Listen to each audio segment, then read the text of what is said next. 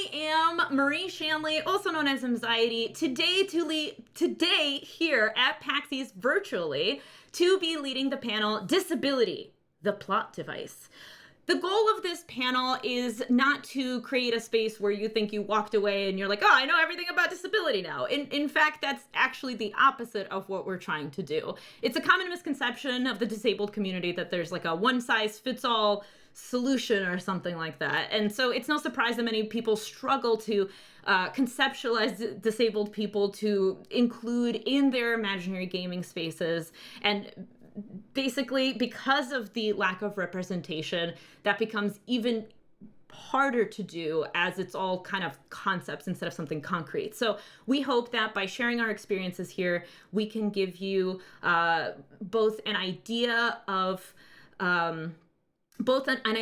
something a little bit more concrete, something you can connect to, and then in general talk about obviously the issues just at hand in the industry, in the community at large. So without further ado, we're gonna go across our panel and have everybody introduce themselves.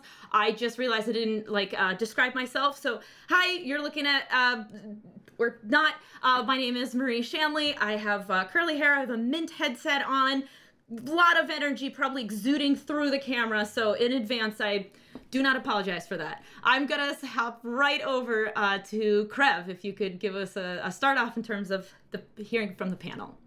Absolutely. So my name is Krev. I'm a Twitch partner, and I'm also the live stream community manager for the National MS Society. I currently live with a couple of disabilities that affect my daily life, including fibromyalgia, severe PTSD and anxiety, as well as depression. And I have nerve damage that affects my right shoulder and back. And my pronouns are she, her as well. Amazing. Thank you so much. I should have mentioned my pronouns as well. It's a great time to tell you. She, her. Thank you so much. Jennifer? Hey, I am Jen Kretschmer, she, they. I am a white woman with red hair that's pulled back. I have a couple of curly wisps down. I'm wearing a black t-shirt and sitting in front of sort of a magical fairy background, fairy forest background. I am an author, an actor, a streamer. I am on Children of Erte on Demiplane RPG. I stream on Twitch as DreamWisp Jen. You can find me on Twitter as @DreamWisp. I am the creator of the Accessibility in Gaming Resource Guide. I am a Diana Jones Emerging Designer finalist. And I am a Jasper's Game Day ambassador. I have Ehlers-Danlos syndrome, which means I have wonky collagen, so chronic pain, chronic fatigue. I have ADHD, depression, and a number of other fun and exciting conditions that I deal with in my daily life. But I'm really excited to be here and have this conversation. Thank you. Thank you so much, Jen, for being here. Tiffany? Good time zone, friends. My name is Tiffany Witcher, and I'm known as the Charity Witch on Twitch. I'm an accessibility advocate, voice actor, and charity streamer. I do basically live accessibility reviews on my stream. And to describe what I look like is I'm a virtual VTuber with a big purple hat, black corset, purple jacket with a little bit of fringes, and my magical lair. You can see, well, if you were here, you can, I have a flying corgi in the background named Sir Cognelius. I'm also an award winner. I've won 2 awards for my advocacy with accessibility and an award for what I do for charity. And I suffer from chronic illnesses such as lupus, epilepsy, Sjogren's syndrome, and rheumatoid arthritis that have left my body in a lot of pain and a lot of nerve damage that I suffer every day. My pronouns are she and they. Thank you so much, Tiff. Brendan, over to you. Hi everyone, I'm Brendan Cole. I am a white male with black hair, approximately 6 feet tall, and a lovely symmetrical beard that I'm told is true. I am chilling at a desk with a bookshelf behind me, full of books that are not mine because they're not in Braille. But that's all right. I am an accessibility consultant. I work in the video game industry as a consultant on games, making them totally accessible to blind people. I have also been the recipient of some really cool awards, including recognition from PlayStation themselves on my work on accessibility. My main claim to fame is The Last of Us Part 2, which is the thing that I'm known the most for. That is the thing that I brought to the blind people all over the world. I am the reason that the blind folks everywhere can play Last of Us 2, which is something that I hold pretty highly to this day, and which is why I always bring it up. but that's Deservedly so. That's Yeah. essentially me. Brendan, thank you so much. Also, I'm learning so much about how to properly describe myself. So thank you everybody for teaching me inadvertently Yeah. too. Everybody's learning is my point. All right, Christopher. Oh, well, pressure's on, isn't it? Going last after all those introductions. Hello, Christopher Leach. My pronouns are he, him. Behind me is a whole bunch of like shelved nerdy stuff, like plushies, everything. There's some music posters, mostly my favorite band, Fall Out Boy. Don't judge. I'm a person with albinism, so I'm sort of whiter than white. Is kind of the easiest way to describe it. Like super low on that palette. I look like an absolute stereotypical nerd in that I have big square glasses, a beard, my hair is combed over, I'm wearing a blazer with a take this shield pin in it. Wait until you hear what I do, and that'll sound way more stereotypical. In that I am a PhD researcher in psychology, looking at video games and mental health. I also do some stuff on the side in sort of terms of streaming and things like that. But primarily being a person with albinism, I'm visually impaired, legally blind. So I sort of put all that together to create Blind Psyche, blind psychology. And that's kind of the nexus of me doing sort of everything that we sort of brought up here. Oh my gosh, what a panel. We were all just talking about how we all feel like at home and cozy together. So I hope you truly enjoy this time, because I know we will.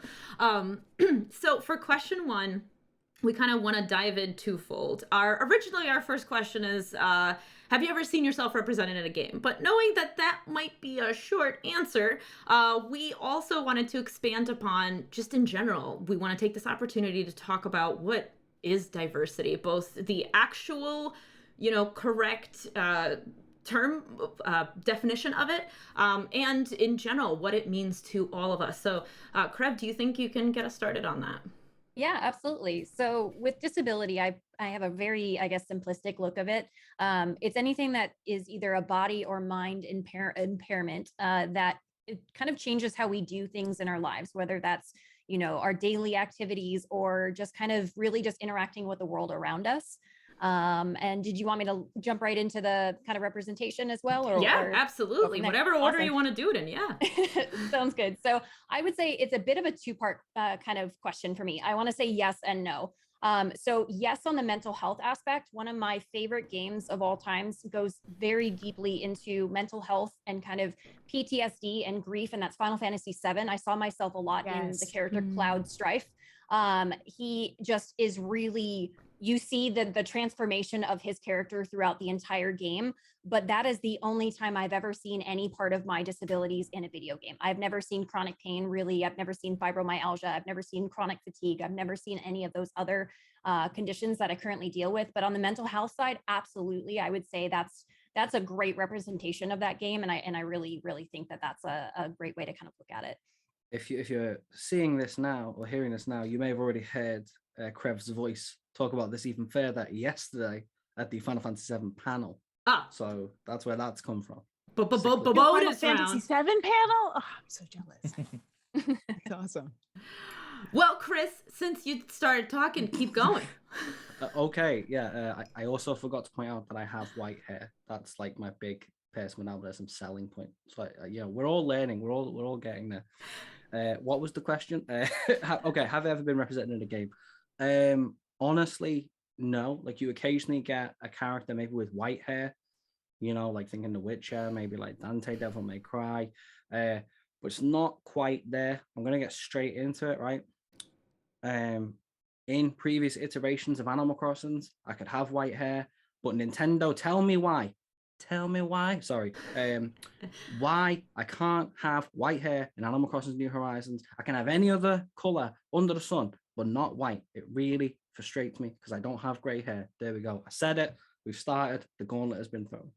That's actually to a point, as somebody who obviously advocates for accessibility and all of that, because that's not something that is pertinent to me, I never stopped to think about that. I was just like, oh, this has my color, I'm gonna make my hair pink, and moved on. And I think I'm only bringing that up to the point of just because you haven't noticed something before about lack of accessibility doesn't doesn't mean you can in the future.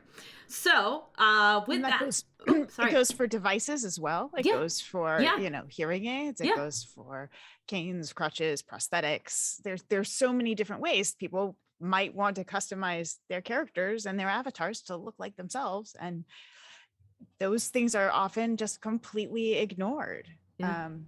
Yeah. Yeah. In Animal Crossing, by the way. We're on to you, Nintendo. Jen? But across the board, Yeah, you know, yeah. and I think that's a, you know, that's a big area of opportunity for people. I think Especially in a game where Animal Crossing, like, you're literally supposed to see yourself in the character. Like, that's the whole point. It's a, you know, it's your avatar. But actually, sorry, Chris, did you want to offer a definition of disability?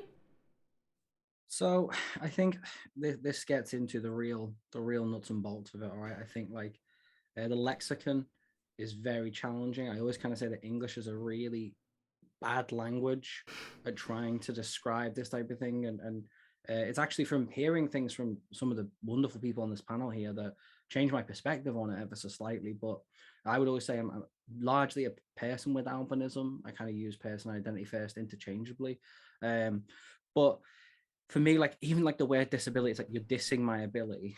And you know, we'll get onto many of these subjects as we go, but it gets to this whole equality and equity thing. Like, you know, for me to be able to succeed the same way you can and have the same opportunities, I might need a little bit of additional support here or there, or additional access to things, materials, etc., to have that opportunity.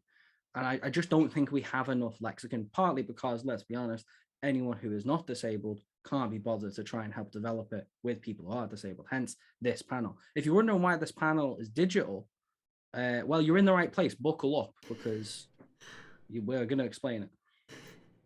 Thank you so much. Jen, you want to keep us going? Yeah, I mean, I'll start with the ADA definition, which is, you know, to me, it's the Americans with Disabilities Act definition. I mean, in my day-to-day life, this is the definition that is most relevant. There are also other legal definitions of disability that become relevant depending on what you're talking about. But in general, this is the big one. And part of why this is the big one is it was developed in conjunction with disabled people. And it reflects some elements that I think often go unnoticed when we talk about definitions of disability. So the ADA defines disability as a physical or mental impairment that's, sorry, I have, my eyes are really No, it's okay, it's okay. A physical or mental impairment that substantially limits one or more major life activities, a person who has a history or record of such an impairment, or a person who is perceived by others as having such an impairment. The ADA does not specifically name all of the impairments that are covered. So a couple of things here. The biggest piece of this that I think often gets missed is the idea that someone can be perceived by others. It has to do with the, you know, many people would not necessarily identify themselves as disabled, but would be identified by society as disabled. Someone would look at someone with facial difference or limb difference and go, oh, you're disabled, and that person may not identify that way, but they are protected by the ADA. And we're talking about 26% of our population. This is not a small fraction of our population. And that number has gone up and continues to go up currently through the pandemic.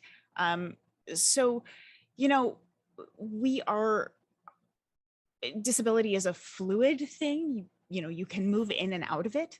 Disabilities are not binary. They are on these scales, you know, ambulatory wheelchair users. So day to day, I may or may not need my wheelchair. I may or may not need my cane. Like, and that's fine. It doesn't mean I'm any more or less disabled. It's just, that's what my body is needing that day. But people assume that, you know, being blind or being deaf is an on-off switch, and it's not. And these are things that people just have no awareness of. And then you start thinking about something like aging, which happens to everybody. And those things are all disabilities. But we have, as a society, stigmatized the idea of disability so much and made it such a thing to be afraid of that that people are terrified to even identify the idea of aging as disability.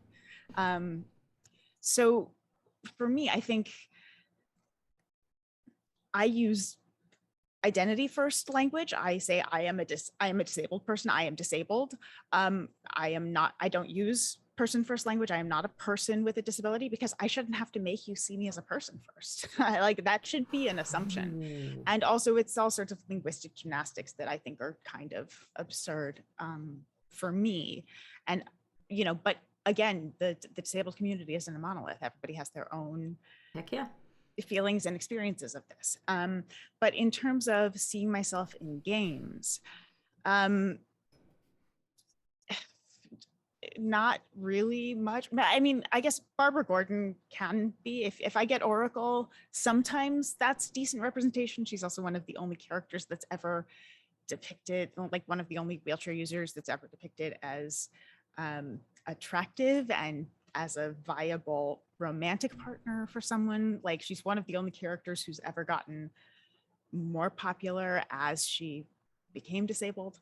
But you know, in games until recently, you'd never see anyone in a wheelchair. You'd never see anyone who was using a cane who wasn't a super old person.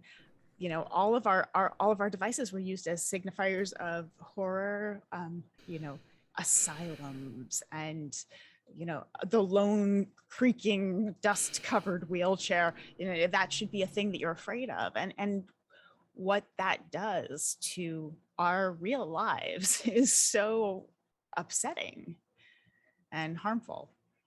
Yeah. To this point, I think it's important to. I think it's a great time to bring up the fact that, like, if you're watching this and you're like, man, talking about disability sure is a bummer. It's not meant to be one.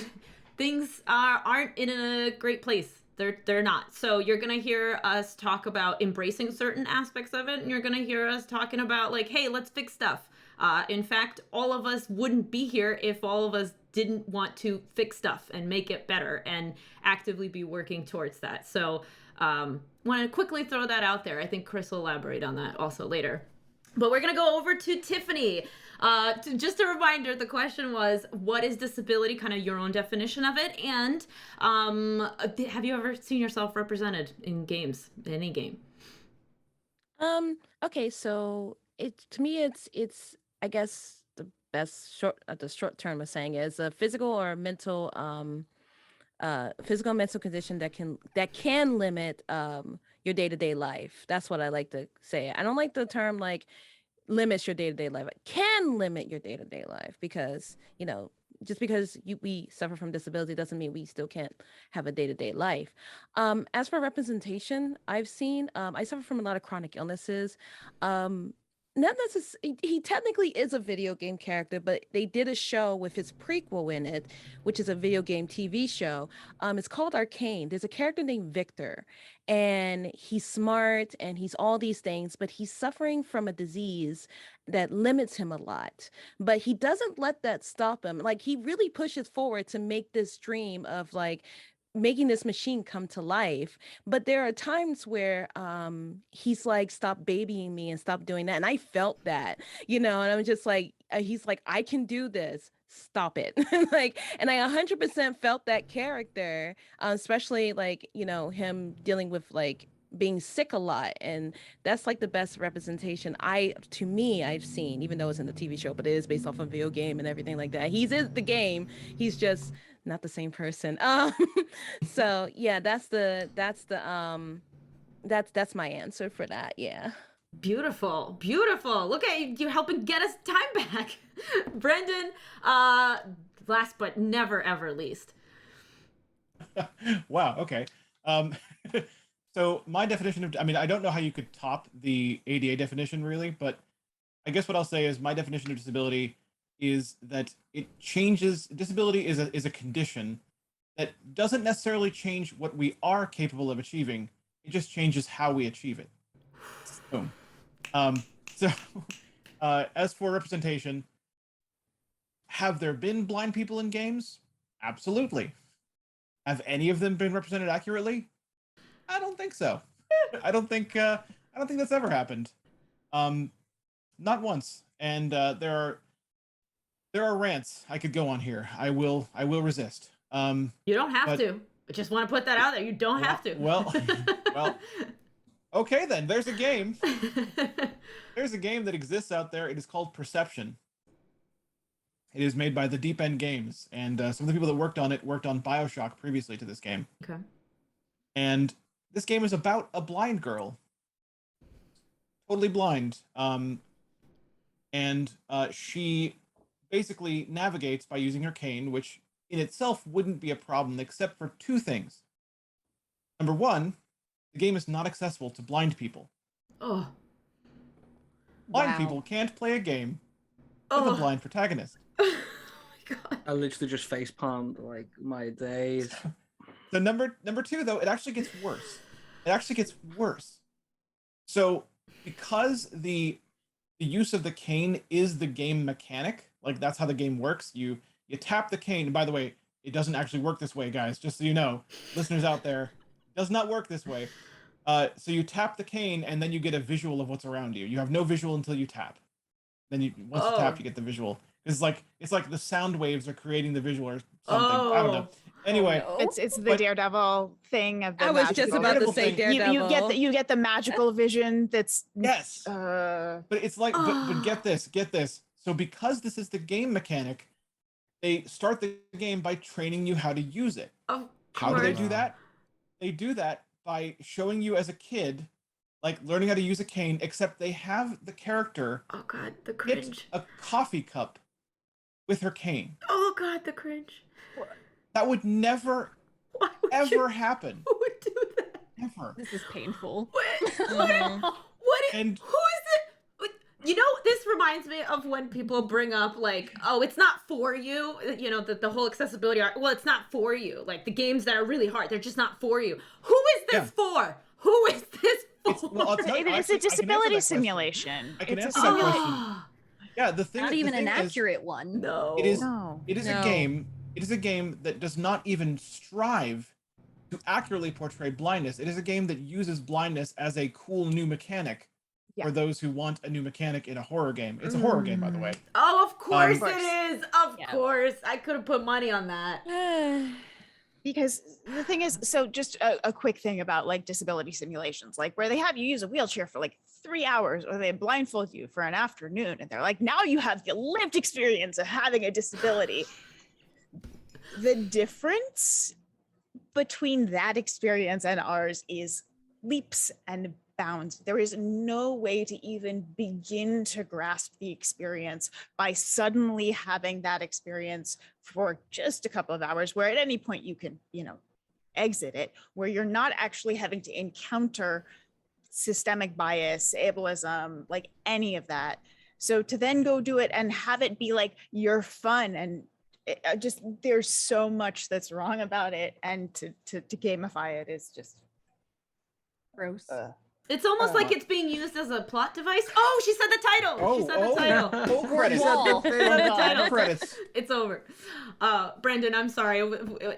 Anything else? I don't want to cut you off. I mean, there's just been so much. Like, there's been a lot of different portrayals of blindness. There's a blind character in Grand Theft Auto San Andreas, who is portrayed in the exact opposite way. So, like, with him, he pretends that he's not blind, and somehow, I guess he's also not, but is, because like he does, in a completely unmodified vehicle, he does street races with you in this game. Oh, does he?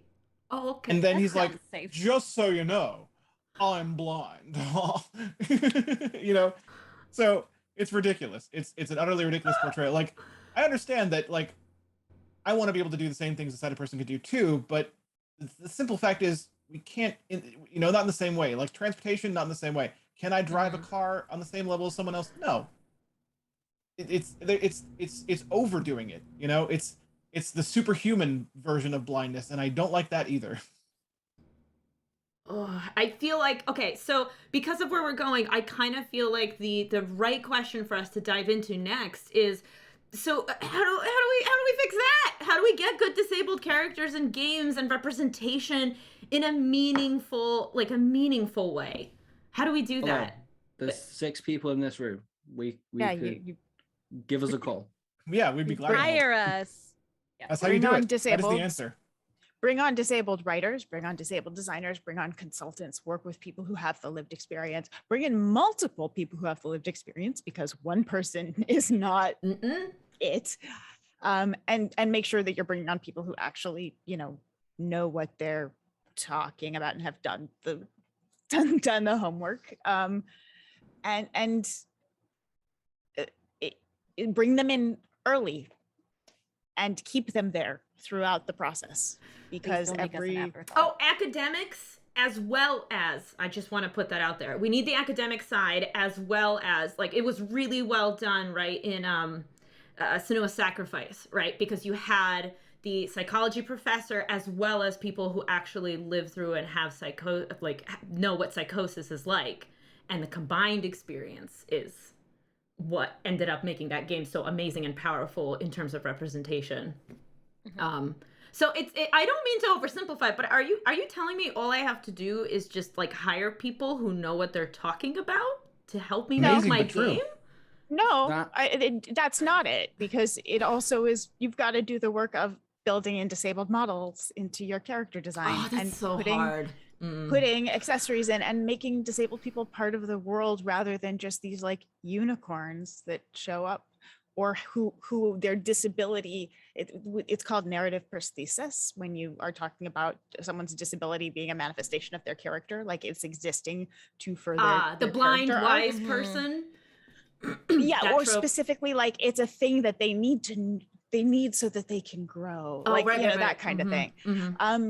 Or their facial difference is an expression of their internal corruption. Like none of this is an expression of our internal experience. Like this is because for me, it's my genetic coding.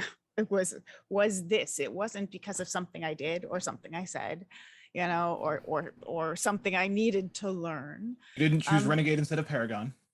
Right. That's the fact. Like, so it's just this idea of like the doing one thing, or having the one token person, or having the, and recognizing that disability is an intersectional community. Like we are the only community that touches every other community in the world. Every marginalized community, will have disabled people. So yes, you can have a Black, queer, disabled person. It happens. People are real. Like people exist who belong to multiple communities, because so often who we get is like a white guy in a wheelchair. And the community is so much bigger than that. And so the beyond bringing on people, also, I would say to designers, like, do your own homework. Go pick up Emily Ladau's Demystifying Disability. It's a fantastic 101 book. Like, start doing your own work, so it's not on us to try and explain why we deserve to exist and be represented. So this is like the other side of that coin, right? And there's a few sort of threads that I'm going to try and weave together here. So, even on this panel, we introduce ourselves. Like I said, I'm a legally blind person. I'm severely sight impaired. Brandon is also blind, right? But we're not the same. We have two completely different sets of needs. We're two, believe it or not, different people. That might surprise you all. How? How could that have been the case? Know, right? And when we relate to things like language, it can even be to the point where it's like disability specific. Like one of the reasons I lead with person first language is because albino is sort of, that's the medicalized medical model sort of slur. I'm going to say it's a slur. Oh, you're an albino, you're someone with that thing. My disability, I won the genetic lottery. 1 in 17,000 is the average chance of being a person with albinism. And for me, when we talk about other forms of representation, people with albinism are always the villain. Looking at you, Da Vinci Code. The Invisible Man in the H.G. Wells novel was a person with albinism who, because he was so pale, found it easier to make himself invisible. And the Invisible Man does some questionable, and that's putting it mildly, questionable stuff. So bring. So I don't want to see myself in the world if that's what I'm going to get. And story creators and game creators can bring all that in, and especially when, like, I don't feel like we're asking for a lot, like in the same way that I don't want, my albinism or whatever it is to be my superpower that gives me like my limit break, if you will. But it's just a part of who I am. And I always I'm a big JRPG fan. We've already mentioned Final Fantasy VII. Like, mechanically, you could really easily stick a person with a disability in that game and it not really affect anything. Mhm. They could have the side quest, you could have them have a completed story, but it's not like you don't have to do that much additional work. Because I can hear the YouTube comments already, but like, oh my, it's already so hard to program walking. I'm not a game designer. I all of that's hard. Totally get that, but we still deserve a seat at the table. And here's the thing, like there's a shortcut that if you can't reprogram, because the reality often is you have a few stock models that cannot be reprogrammed and you're not going to be able to build in all of these different bodies and experiences. But it's not hard to paint in someone who's sitting at a table having an accessibility device next to them. And now you've included us in the world. You haven't had to add any new models. You haven't had to capture any new, motion capture.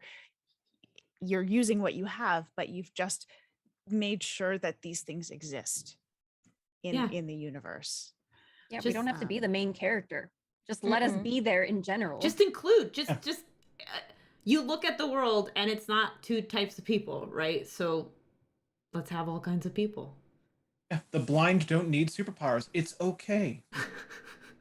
And like people with like chronic illness doesn't need to be always babied. We can be just as strong. There's a long list of tropes that Mm. it would be great if people could educate themselves on, because it's the same 5 or 6 that just show up all the time, and and the infantilization is. And this is where I guess that other thing of and it's something that I've experienced, and I've heard it in so many discussions, not just from the disabled community, but from other communities. The problem that you get is, and I've experienced this in my own workplace, is that the management essentially will turn around and go, "Oh, Chris, you have a disability. Do you want to lead all the disability stuff?" And I'm like, no, because that's exhausting, because I have to try and justify my existence in the world and in this workplace every second of every day. I have only a limited amount of spoons.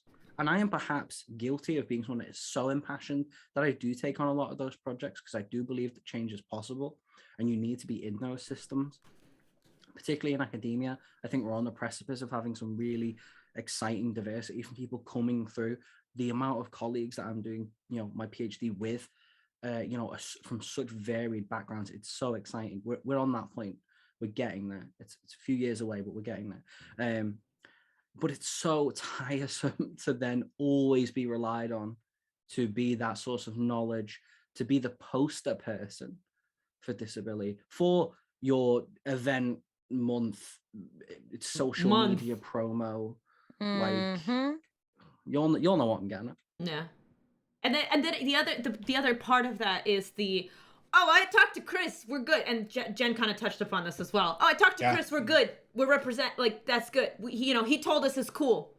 He told us it's fine to talk about something he has, nothing to we do. increased the font size by 2%. All right. There we go, we're sorted. Yeah. The entire visually impaired community in a box. Oh, I got mine too. Okay. The first 2 menus of the game are now narrated. Done. We did. Yeah. Oh. Easy Well, money. you could start the Happens game. all the time. Nobody finishes games. Come on. Well, I guess if by that logic, no one even plays games. Well, not people who can't. Who can't? You're not letting us. No, but we can own them, and we can give We should you. buy them. We can give you Give our them money. Absolutely. Yeah, we should pay you for an unfinished, unaccessible product, and then Here's just the let thing. it sit on the shelf. On that point, the disabled community has $451 billion in disposable income, and we're very brand loyal. That's very when true. we are That's very true. represented when we can actually access things, we are going to spend dollars. And so as creators, like, it helps you to make your projects accessible and inclusive from a purely financial standpoint. Can I tell a positive story for a second? Yeah, well, that Please. was, you're leading us into next question, which is like, I'm not going to say it until you tell your positive story. Go ahead, Brennan. So I want to talk about this because I think it is very relevant to the exact thing that Jen just said. Um, so just yesterday, no kidding, just yesterday, the newest expansion for Hearthstone, the card battle game from Blizzard, was announced.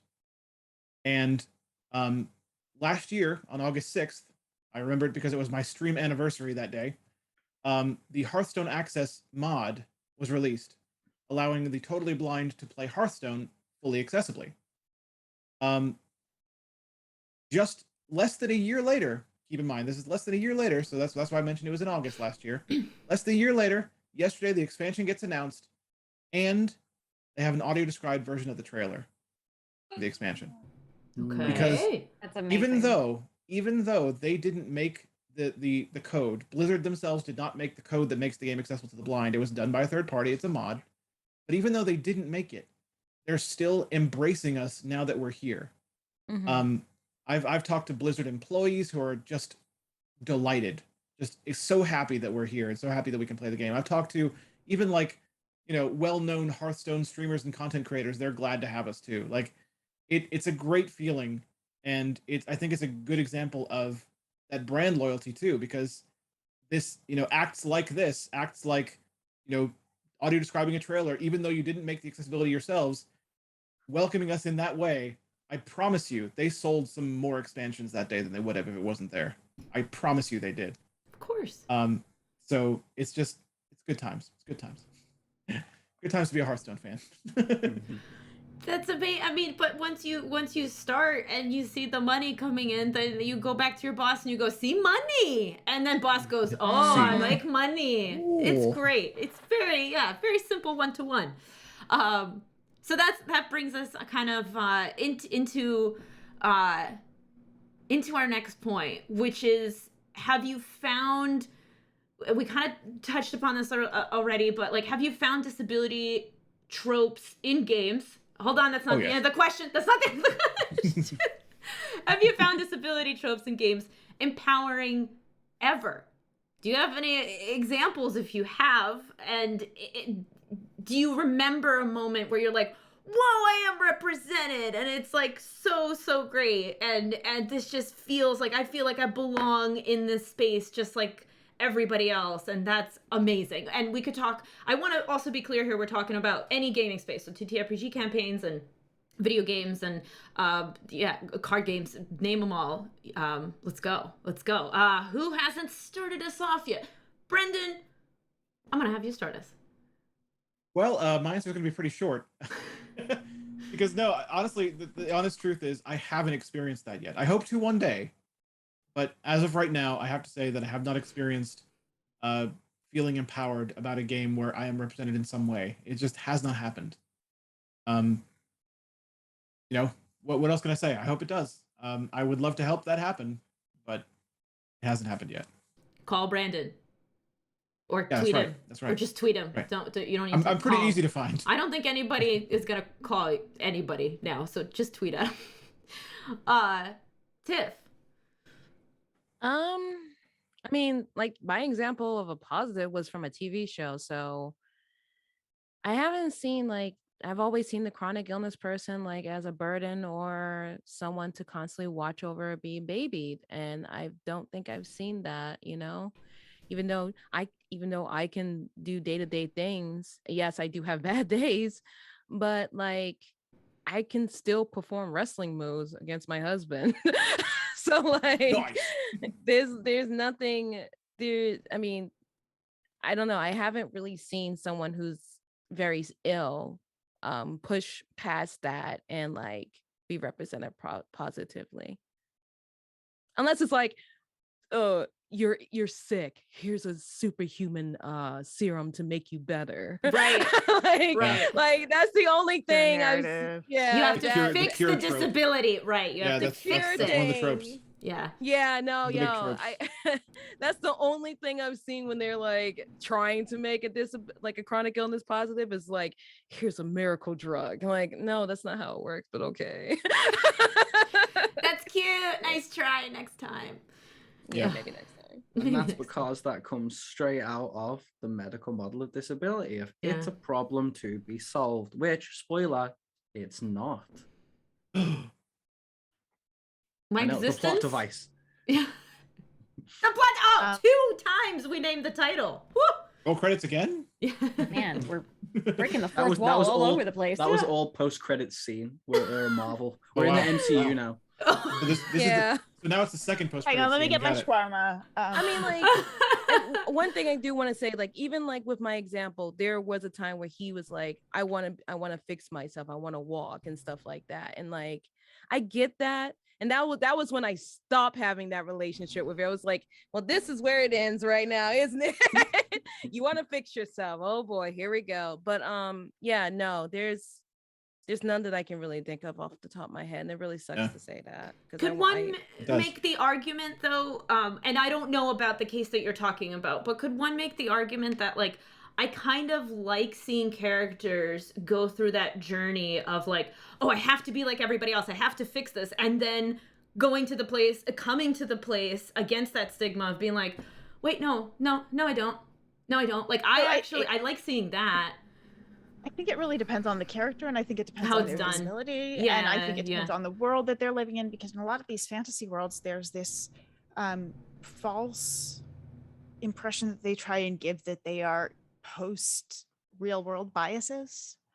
Right. So that they would be a world where ableism doesn't exist, which would mean, first of all, just like every building should have ramps and things, and there should be interpreters and all this stuff. But you know, if we're dealing with that sort of situation where you truly do have a society where ableism is not an issue, then there should be no internalized ableism around your own Sure. body and your own brain. Mhm.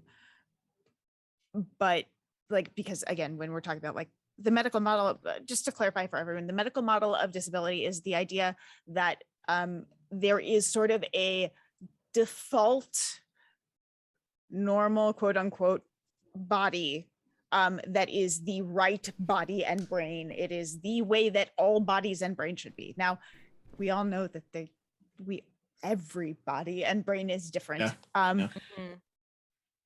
The social model of disability, you know, none of these models are perfect, and there is some interplay from each of them that becomes relevant. But the next major model is the social model of disability, which is sort of where many folks in the community sort of lean, which is the idea that the problem is not our bodies or brains. The problem is that society is inaccessible and there's inadequate access to care and support.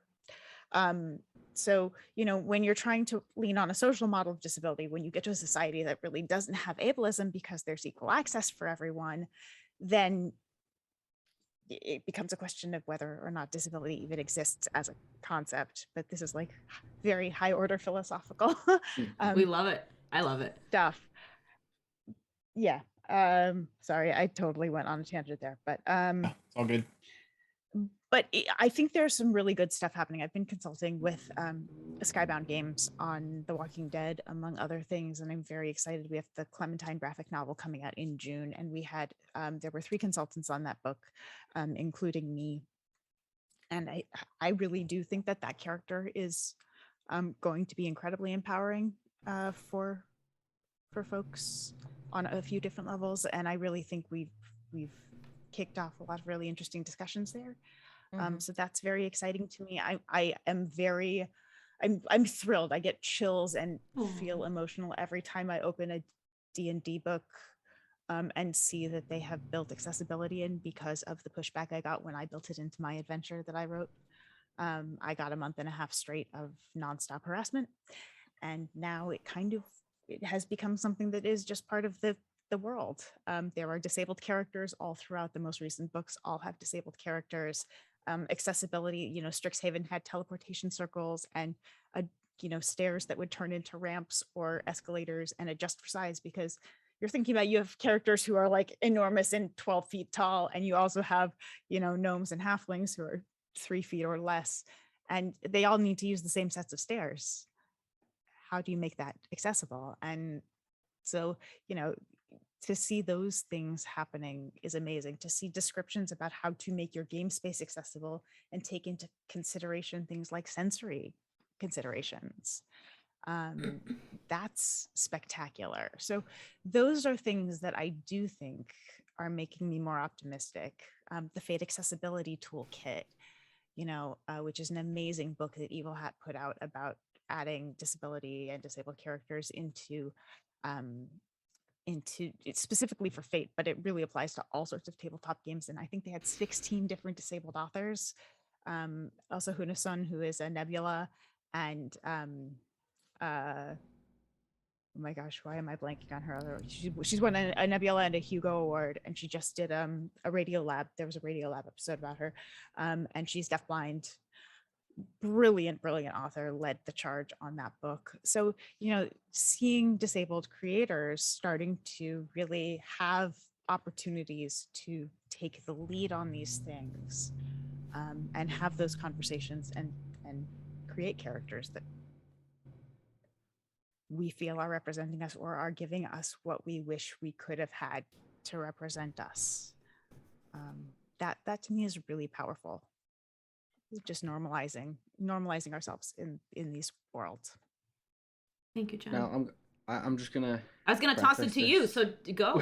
oh, excellent. So I was just gonna preface this with and this I speak purely for myself. I think we made that clear at the top, but I think, and this might shock some people, but being who I am is who I am. That's my identity. I accept who I am. Being a person with albinism, having eyes that no work so good, is who I am. I wouldn't want to change me because, believe it or not, I'm pretty happy with who I am, right? That might blow some people's minds, that might upset some people, but guess what? I can put my head on a pillow at the end of every day and go, you know what? I kicked some butt today. You know what I mean? And I'm doing that as me in systems that are playing against me, that are stacked, but I'm still trying to do my thing. And I think that, do we want to be comfortable? Do we want to not be discomforted? Yeah, of course. And where there are things that can aid that, 100%, we want more of those. We want good technologies, good assistive technology. Of course we do. But I don't want to just change who I am. Mic drop. What was the actual I feel question? that. The question is whatever the heck you want it to be. That's what it was, Chris.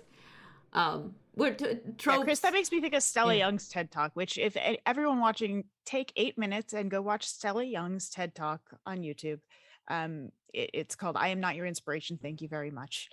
It's the best introduction to disability. It's hilarious, and it's the first thing I send people when I'm consulting on stuff, because it's just incredible. It's so good. And that's the core of it too. It's like, we're okay with who we are. It's that society just doesn't know how to process it. I think that's also something that just people don't realize, that they think that we're innately supposed to be upset and angry our entire lives. And that's not the case. We learn how to deal with the hand that's given to us and make the best life that we can out of it, honestly. I mean, I'm angry and upset all the time, but that's for completely different reasons. Right? Sometimes the weather sucks outside. I gotta be angry about that. Yeah. Mm-hmm. I want to see representation that's showing how disability can be an asset, the resourcefulness, the strategies. I'm a TV producer, and one of the things that has made me good at my job is my disability, because I have to know how to plan for every contingency, because in my day-to-day life, I have to know the shortest distance between 2 points energy-wise. I have to have plan after plan after plan, because if things fall apart, I need to know what I'm gonna do to get through my day. So these are assets to me. I was teaching a class the other day about presentation skills, and I gave an exact example like that, and I said, people think I'm good at presenting because of my disability, have to put in the extra legwork to not have notes. I have to memorize everything, because if I've got notes, I'm going to have reams of paper. It's going to be all over the shop. People would think I wasn't presenting as well. So I just tossed that to one side and said, okay, I'll just memorize it. And because I put that additional time and effort in, people then think, whoa, he gets up with no notes, no cue cards. He just delivers it. Who's this fella? I get that too. And that's it. And it becomes this almost facade of then be whoa, how has he managed that? And it's because I have to put the time and the work in. And then you could say that's a benefit to my presentation skills, and you could frame it in that context, which I think is totally appropriate. The deaf community has deaf gain, you know. Sorry. No. Whoever was speaking. I wanted to make sure. I feel like we have not heard from Krev at all, so I wanted to make sure. I mean, I know you just said something, but I'm not doing a word count officially here. But I'd love to hear a little bit more from you if you have any any thoughts. Absolutely. So I run across a lot of different aspects just from different communities that I'm in. So not only am I disabled, I'm disabled because of the military. I'm a retired and disabled U.S. Air Force veteran, and I got hurt while serving. And I think one of the things that I've seen is that there is a lot of discussion about PTSD and anxiety, but it's shown from the boots on the ground war side of things. I worked a desk job, but I was supporting missions that I like visibly and audibly heard people die. And that's hard, and that hits you, and that carries with you. But when I see video games portraying it, it's always the man who's getting hit by a mortar or stepping on a landmine. And it's not about the actual mental gymnastics that I went through in my job, you know, listening. I was a linguist, so I dealt with a lot of, translating of, people who hate us, for lack of a better explanation. And that carries a lot of PTSD with me. And while I love that discussion is there, because those people who are in those roles and who have experienced that are getting that limelight, so to speak. But it is, we've talked about this a few times already. One size doesn't fit all. And I love kind of that we're moving into those steps, but I would love to see kind of more representation. I know in particular to that kind of aspect, there's a game called Pry. It's been a couple of years. I want to say it was around 2015, but it talks about a Gulf War veteran and the experiences and his struggles with PTSD. And it puts it in a very real perspective and just kind of really talks about what is going on, like how it's affecting them, how it changes their life. And it was a very kind of visceral, evocative like discussion that just was not being had. So like I do see positive, empowering options here, that we're seeing, in game creations and tabletop stories and TV shows and media in general. But it's hard because it's like I want to relate with that, but I can't because it's not tailored. We're not all the same. So I think it's kind of a middle ground for me. Like I want to say that we are seeing some things that are like moving in the right direction, but it's just there's more to each one of us. We are all individual. We are not defined by every person with PTSD is never going to be the same. Like we're not having the same experiences. We're not having the same symptoms. We're not having the same night terrors. We're not having all of those same things as our person next to us with the exact same condition. Yep. And it's hard to move past that stigmatization, like of, we're all the same.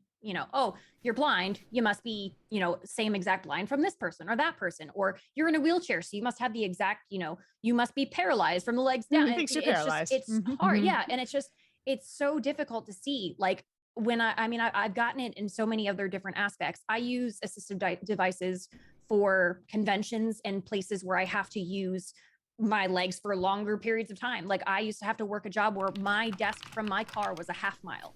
And I had to walk that every day and it hurt. I was in so much pain by the time I sat down by my desk, and it was hard, but people on a regular day, if they see me at the grocery store, I'm not working with my assisted devices because it's a short trip and I can do that. And it's hard to see like those kind of things too. So like I see, somebody that has an assistive device and then they assume, oh, they have to use it all the time. It's because their leg doesn't work or because something doesn't work. And I would just love to see more. I would love to see just some individuality put behind it. And because, us as a community, I think, and I obviously don't speak for everybody, but I think the discussions are being had, but the generalization is what kind of needs to stop. Like we just need some sort of individuality behind the characters that are being put in these games too. Thank you so much. What a powerful note to lead us out with. Thank you. Yeah. Thank you everybody for all of the time and effort and frankly for the emotional labor that you did tonight to try to help kind of expand our universe into, the whole universe. So thank you everybody for your time. Thank you, Tiffany. Thank you, Jennifer. Thank you, Krev. Thank you, Christopher. Thank you, Brendan. Thank you to PAX East 2022 for making this panel accessible online, meaning, some people who cannot get to the amazing convention otherwise are still able to watch it. Thank you for giving us the space and this opportunity to chat about it, and the time and effort. And I'm gonna start tuning up, so I'm gonna wrap this up. Thank you, thank you, everybody. And I hope you learned a thing. I hope you learned a thing. Hope so too. Good night, everybody. Goodbye. Bye.